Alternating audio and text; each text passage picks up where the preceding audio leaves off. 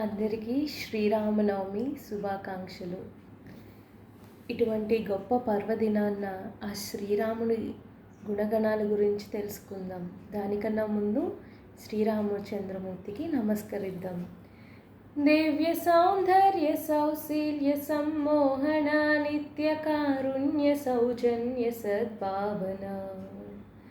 దివ్య సౌందర్య సౌశీల్య సమ్మోహన నిత్య కారుణ్య సౌజన్య సద్భావన. సర్వశస్త్రాస్త్ర శక్తి ప్రభాధారణ సత్య సింహాసన ధర్మ సంస్థాపన న్యాయ విశ్లేషణ ఘోషణ స్నేహ సంభాషణ భూషణ వేద వేదాంగ శాస్త్రాజ్ఞ విద్యాధన ఆది కావ్యామృతానంద సంవర్ధన రామ సీతా సతీ ప్రాణనాథ సదా జానకి ప్రేమ కథా మహారాజ్ఞి వైదేహి వీణ వినోద నమస్తే నమస్తే నమస్తే నమః నమస్తే నమస్తే నమస్తే నమః. జై శ్రీరామ్, జై జై శ్రీరామ్, జై శ్రీరామ్. ఈ నామం చాలా గొప్పది. సనాతన ధర్మానికి చెందిన వారి అందరినీ ఐకమత్యంగా ఉంచేది ఈ జై శ్రీరామ్ మంత్రం. అక్కడ అయోధ్యలో శ్రీరామచంద్రుడి యొక్క స్థాపన జరిగిన రోజు భారతదేశం మొత్తం కూడా ఆ రోజు శ్రీరామచంద్రుడికి సంబంధించిన ఉత్సవాన్ని జరుపుకోవడం జరిగింది. ఇంకా ఎక్కడ చూసినా జై శ్రీరామ్ జై శ్రీరామ్ అని నినాదాలు వింటాం. అలాగే ప్రతి ఒక్కరి ఇంటి మీద హనుమంతుడి యొక్క జెండా కూడా ఉంటుంది. సనాతన ధర్మానికి సంబంధించిన వ్యక్తులందరినీ ఐకమత్యంగా ఉంచే దానిలో జై శ్రీరామ్ మంత్రం అనేది చాలా గొప్పది. ఈ శ్రీరామ మంత్రం గురించి పరమశివుడు పార్వతీదేవితో ఇలా చెప్పడం జరిగింది. శ్రీరామ రామ రామేతి రమే రామే మనోరమే సహస్రనామ తత్తుల్యం రామనామ వరాణని. శ్రీరామ రామ రామ ఇది. శ్రీరామ రామ అనే ఈ మంత్రాన్ని చదవడం వల్ల మన మనస్సు అలాగే రాముడి యొక్క హృదయం చాలా ఆనందాన్ని పొందుతాయన్నమాట. సహస్రనామ తత్తుల్యం అంటే 1000 నామాలకి సమానమైనది ఈ శ్రీరామ అనే ఈ 3 అక్షరాల నామం. శ్రీరామ అన్న పదం చెప్తే భగవంతుడి యొక్క 1000 నామాలు చెప్పిన దానితో సమానం. రామనామ వరాననే ఈ రామ మంత్రం అనేది చాలా పవర్ఫుల్ అయిన మంత్రం. ఈ విషయాన్ని మనకి పరమశివుడు పార్వతీదేవితో చర్చించడం జరుగుతుంది. కాబట్టి ఈ శ్రీరామనామ మంత్రం అనేది చాలా గొప్పది. అలాగే కలియుగానికి ఒక లక్షణం ఉంది. కలో దోష నిధే రాజన్ అస్తి ఏకోర్ మహాగుణాన్ కీర్తనాత్ ఏవ కృష్ణస్య ముక్త సంగ పరం రచే. ఈ కలియుగం అనేది దోషాలకి నిధి వంటిది. ఇలాంటి దోష నిధిలో ఏదో ఒక అనర్థం జరుగుతూనే ఉంటుంది. ఇలాంటి చోట మనం తరించాలంటే ఆ భగవంతుడి యొక్క నామంతోనే మనం తరించగలుగుతాము అని చెప్పడం జరిగింది. కాబట్టి ఈ శ్రీరామనామం అనేది చాలా గొప్పది. కేవలం శ్రీరామనవమి రోజు ఒక్కరోజు మాత్రమే కాకుండా ప్రతిరోజు మనం భగవంతుడిని స్మరించుకోవడం చాలా అవసరం. అలాగే శ్రీరామచంద్రమూర్తి అనంతమైన గుణసాగరుడు అన్నమాట. ఆయన గుణాలు వర్ణించలేము. అనంతుడు అనంతకాలం నుంచి అనంతమైన ముఖాలతో భగవంతుడి యొక్క నామాల్ని పలుకుతున్నా కూడా ఈ రోజుకి కూడా భగవంతుడి కీర్తి నామం అనేది పూర్తవ్వడం జరగలేదు. కాబట్టి అనంతమైన గుణాల గురించి తెలియకపోయినా కొన్ని గుణాలు తెలుసుకుని అవి మన జీవితంలో అన్వయించుకోవడానికి ప్రయత్నం చేద్దాం. జై శ్రీరామ్. ఈ అనంతమైన గుణాల్లో ఫస్ట్ గుణం అనేది శ్రీరామచంద్రమూర్తి సుఖ దుఃఖాల్లో ఎప్పుడూ ఒకేలా ఉండడం. మనం గమనిస్తే దశరథ మహారాజు శ్రీరామచంద్రుడికి యొక్క పట్టాభిషేకాన్ని అనౌన్స్ చేసినప్పుడు శ్రీరామచంద్రమూర్తి ముఖంలో చిన్న నవ్వు వచ్చిందంట.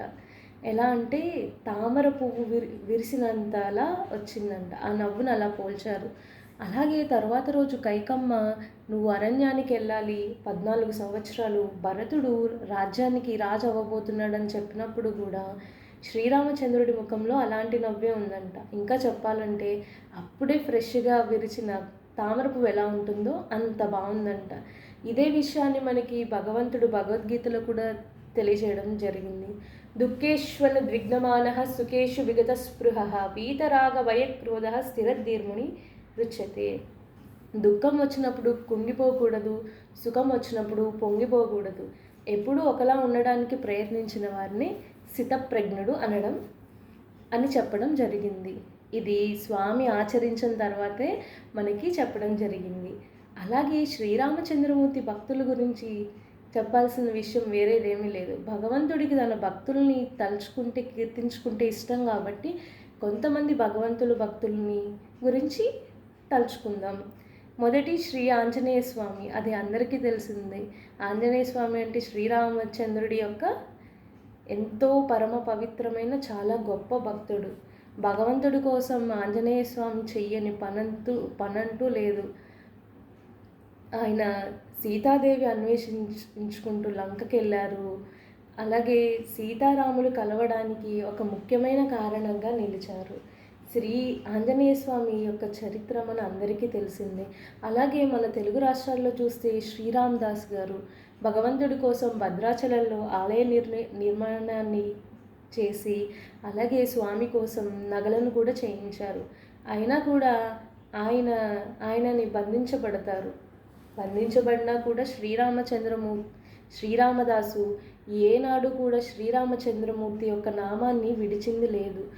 భక్తులకి ఎందుకు కష్టాలు వస్తాయంటే మిగిలిన వారికి ఎప్పుడైనా కష్టాలు వచ్చినప్పుడు ఆ భక్తులు ఎలాగ ఆచరించారు భక్తిని, దాని నుండి మనం ఇన్స్పిరేషన్ తీసుకోవడం కోసం భగవంతుడు భక్తులకి కష్టాలు ఇవ్వడం జరుగుతుంది. ఇప్పుడు శ్రీరామదాసు గారి జీవితంలో చూస్తే కూడా ఏ నిమిషాన్ని ఆయన రామనామాన్ని వదలలేదు. కోపం వచ్చినా బాధ వేసినా ఏం చేసినా కూడా రామనామాన్ని విడిచిపెట్టలేదు. అలాగే మన జీవితంలో కూడా కష్టం వచ్చినా కూడా భగవంతుడిని వదిలేయడం, వేరే వేరే సంస్కృతుల్లోకి వేరే వేరే సాంప్రదాయాల్లోకి వెళ్ళడం లాంటివి చేయకూడదు. అంటే వేరు వేరు మతాల్లోకి అని అర్థం. వేరే దానిలోకి వెళ్ళినా కూడా వాళ్ళకి కష్టాలు లేవా? వారికి ఉండే కష్టాలు వాళ్ళకే ఉంటాయి. కాబట్టి ఒక కష్టం వచ్చిందని చెప్పేసి మన సంస్కృతిని వదిలేయడం అంటే అది ఒక తల్లిని విడిచిపెట్టి వెళ్ళిపోవడం లాంటిది. అలాగే శ్రీరామదాసు గారు తన కీర్తనలో గుహుడు నీకు చుట్టమా గుండెలకు హత్తుకున్నావు శబరి నీకు తోబుట్టుమా ఎంగిలి పళ్ళను తిన్నావు. గుహుడిని తనకి హత్తుకోవడం జరిగింది. గుహుడు సీతారామ లక్ష్మణుల్ని పడవలో నది దాటించినందుకు శ్రీరామచంద్రమూర్తి ప్రేమగా హత్తుకోవడం జరిగింది. అలాగే శబరి ఇచ్చిన ఎంగిలి పళ్ళను తిరగడం కూడా జరిగింది. ఇక్కడ శబరి గురించి మనందరికీ తెలియని విషయం ఒకటి ఉంది. శబరిమాత 5 సంవత్సరాలున్న సమయంలోనే ఆ వయసులోనే తన గురువుగారి ఆశ్రమానికి రావడం జరుగుతుంది. తన గురువు తనకిచ్చిన ఆదేశం ఏంటంటే, ఒకరోజు భగవంతుడు అవతరించి ఈ అరణ్యంలో తిరుగుతారు, అప్పుడు నిన్ను కలుస్తారు, ఆయనకి అవసరమైన సౌకర్యాన్ని నువ్వు కల్పించాలి శబరి అని చెప్పడంతో ఆ రోజు నుండి శబరి ప్రతిరోజు కూడా ఇల్లు శుభ్రం చేసి ప్రతిరోజు తోరణాలు కట్టి నీట్గా అలికి అలాగే రాముడు వచ్చే దారంతా పూలతో అలంకరించి అడవుల్లోకి వెళ్ళి దొరికిన పళ్ళన్నీ తీసుకొచ్చి ఎదురు చూస్తూ ఉండేది. అలా గుమ్మం బయట కూర్చుని అలాగా ఎదురు చూస్తూ 90 ఏళ్ళు దాటిన తర్వాత శ్రీరామచంద్రుడు లక్ష్మణుడితో కలిసి శబరి దగ్గరికి రావడం జరిగింది. అంటే ఎంత కన్సిస్టెన్సీ శబరిమాత చూపిస్తున్నారు. ఇక్కడ శబరి నుంచి అబ్జర్వ్ చేయాల్సిన 2-3 విషయాలు ఉన్నాయి. ఒకటి, తన గురువు చెప్పిన మాటని ఏ రోజు విడిచిపెట్టలేదు. గురువు ఆజ్ఞని ప్రతిరోజు, ఒక రోజు కాదు, 2 రోజులు కాదు, ఒక వారం కాదు, నెల కాదు, సంవత్సరం కాదు, ఆల్మోస్ట్ 90 సంవత్సరాల పైన వరకు కూడా శబరి ప్రతిరోజు రాముడి కోసం అలానే ఎదురు చూస్తూ ఉండింది. అదే మనమైతే 2-3 రోజులు చూసి తర్వాత వచ్చినప్పుడు చేద్దాంలే అన్న ఆలోచనలోకి వెళ్తాం. శబరి గురువాజ్ఞని ఎప్పుడూ పాటిస్తూనే ఉంది. అలాగే ప్రతిరోజు భగవంతుడి కోసం కైంకర్యం చేస్తూ భగవంతుడినే ఆలోచిస్తూ భగవంతుడి కోసం ధ్యానిస్తూ చివరికి శ్రీరామచంద్రుడి యొక్క అభయం పొందగలిగింది. అలాగే భక్తులలో చిన్న భక్తులు, పెద్ద భక్తులు, లేకపోతే చిన్న సేవ, పెద్ద సేవ వంటి తారతమ్యాలు మనం ఉంచుకోకూడదు. ఇది భగవంతుడు మనకి తెలియచేయడం జరిగింది. వారధి నిర్మిస్తున్న సమయంలో చిన్న ఉడత శ్రీరాముడికి నేనెలా సహాయం చేయగలను, స్వామికి నేనెలా సేవ చేసుకోగలను అని ఒక చిన్న ఆలోచనతో ఇసుకలో పొర్లి ఆ వారధి మీద ఇసుకను జల్లడం చేయడం జరిగింది. చిన్న సేవ అయినా కూడా శ్రీరాముడు ఎప్పుడు దాన్ని ఇదంత పెద్ద విషయం కాదనుకోలే. ఆ చిన్న ఉడతని చేతిలోకి తీసుకుని తన హస్తరేఖల్ని ఇవ్వడం కూడా జరిగింది. అలాగే ఉడతకి ఆ చారలు వచ్చినాయి కదా, అది శ్రీరామచంద్రుడి యొక్క చేతుల యొక్క చిహ్నాలు అన్నమాట. కాబట్టి చిన్న సేవ పెద్ద సేవ అనుకోకూడదు. భగవంతుడి సేవ చేయడానికి దొరికితే అది చాలా అదృష్టము. అలాగే ఎవరిని హేళన కూడా చేయకూడదు. నేను ఇంత చేశాను, నువ్వు అంత చేసావు, నువ్వెంత, నేనింత, నేను గొప్ప, నువ్వు కాదు, అలాంటి విషయాలు శ్రీరామచంద్రుడికి నచ్చవు కూడా. ఇక్కడ మనం అర్థం చేసుకోవాలి. అలాగే వానరసేన ఎంతో కష్టపడి కిష్కింద నుంచి లంకకి వెళ్ళి లంకలో శ్రీరాముడి వైపు నుండి యుద్ధం చేసి చాలా చాలా చేశారు. అప్పుడే శ్రీరామచంద్రుడు వానరులందరినీ అనుగ్రహించడం జరిగింది. అయినా కూడా శ్రీరాముడు కనిపించిందంట, నేను వీళ్ళకి ఏం చేయలేదు, చాలా తక్కువ చేశాను అనుకుంటూ తర్వాత అవతారంలో శ్రీకృష్ణ అవతారంలో కూడా చిన్నప్పటి నుంచి ఆ వానరాలతోనే ఆడుకుంటూ చాలా ఇప్పుడు కూడా బృందావనంలో వెళ్తే కోతులు చాలా అల్లరి చేస్తాయి. అదే అయోధ్యలో కోతులు అయితే డిసిప్లైన్డ్ ఉంటాయండి. బృందావనంలో కోతులు మనకి ఒక విషయం చెప్తారు, మనం ఎవరినైతే ఆరాధిస్తామో అలాంటి లక్షణాలు మనకు వస్తూ ఉంటాయంట. రోల్ మోడల్గా తీసుకుంటాం కదా. అలాగే కృష్ణుడు అల్లరివాడు కాబట్టి బృందావనంలో కోతులన్నీ అల్లరి చేస్తూ ఉంటాయి, అయోధ్యలో కోతులన్నీ కొంచెం డీసెంట్గా ఉంటాయి. కాబట్టి ఇదొక లక్షణం నేర్చుకోవాలి శ్రీరామచంద్రుని మూర్తి నుంచి. ఇంకొక విషయం శత్రుత్వం. శ్రీరాముడికి ఎవరితోనూ శత్రుత్వం ఉండదు. రావణుడు శ్రీరాముని శత్రువు అనుకున్నాడు కానీ రామచంద్రుడు ఏనాడు అనుకోలే. అలాగే శత్రువు యొక్క ఇప్పుడు ఒక కుటుంబంలో ఒక మనిషితో శత్రువుతో ఉంటే ఆ కుటుంబం మొత్తాన్ని వెలివేయాలి అనే రోజులు ఇప్పుడు. పెద్దవాళ్ళు దెబ్బలాడుకుంటే పిల్లల్ని కూడా అటు ఇటు పంపించరు, అటు ఇటు మాట్లాడనివ్వరు. కానీ విభీషణుడు శ్రీరామచంద్రుడి మూర్తిని శరణాగతి చేసుకుంటూ, కృష్ణ, రామా, మా అన్న తప్పు చేస్తున్నాడు, నేను నీ శరణాగతిలోకి వస్తాను అని చెప్పేసి రావడంతో చాలామంది ఒప్పుకోలేదు. అంటే ఈయన రాక్షసుడు, ఈయన కుటుంబం నుండి వచ్చాడు, వద్దు రామా అన్నారు. కానీ శ్రీరామచంద్రమూర్తి మాత్రం నన్ను శరణాగతి చేసిన వాళ్ళని నేను ఏ రోజు విడిచిపెట్టను అని చెప్పేసి చెప్పడం జరిగింది. ఇది భగవద్గీతలో కూడా సర్వధర్మాన్ పరిత్యజ్య మామేకం శరణం వ్రజ అహంత్వా సర్వ పాపేభ్యో మోక్షయిష్యామి మా శుచః అని చెప్పడం జరిగింది. నాకు శరణాగతి చెయ్యి, నేను నీకు మోక్షం ఇస్తాను అని చెప్పి భగవంతుడు మనకి భగవద్గీతలో కూడా చెప్పారు. కాబట్టి ఒక సంభాషణలో శ్రీరాముడు రావణుడికి కూడా చాలా అవకాశాలు ఇచ్చారు. రావణ, నువ్వు చేసింది తప్పు, సీతను వెనక్కి ఇచ్చే, ప్రాణాలన్నా మిగులుతాయని చెప్పినా కూడా వినలేదు. ఒక సంభాషణలో శ్రీరాముడు, రావణుడు వచ్చి నాకు క్షమాపణ చెప్పి సీతను ఇచ్చేస్తే తన లంకను తనకి తిరిగి ఇచ్చేస్తా అన్నారంట. అప్పుడు అన్నారు శ్రీరాముడితో, మరి విభీషణుడికి ఏమిస్తారంటే, ఆ విభీషణుడికి నా అయోధ్యని ఇచ్చేస్తా అన్నారంట. మరి భరతుడికి ఏమిస్తారు మీ అయోధ్య? భరతుడికి వైకుంఠాన్ని ఇచ్చేస్తా అన్నారంట. వైకుంఠాన్ని ఇచ్చేస్తే మీరెక్కడుంటారు స్వామి అంటే, నా భక్తులు ఉన్నారు కదా, వాళ్ళ హృదయాల్లో కొలువై ఉంటాను, నాకేంటి ప్రాబ్లం అని చెప్పేసి అన్నారు. కాబట్టి రాముడు ఎంత సింప్లిసిటీని చేస్తున్నారో చూడండి. ఆర్భాటాలకు వెళ్ళకుండా నిస్వార్థంగా, ఎటువంటి భగవంతుడికి స్వార్థం ఉండదు, అది తెలిసిన విషయమే. ఇంకా సింప్లిసిటీ. శ్రీరామనవమి యొక్క ప్రసాదం ఏంటండి? పానకం. అంటే వాటరు, బెల్లము, మిరియాలు. ఎంత సింపుల్గా అందరూ చేసుకోగలిగే విషయం అది.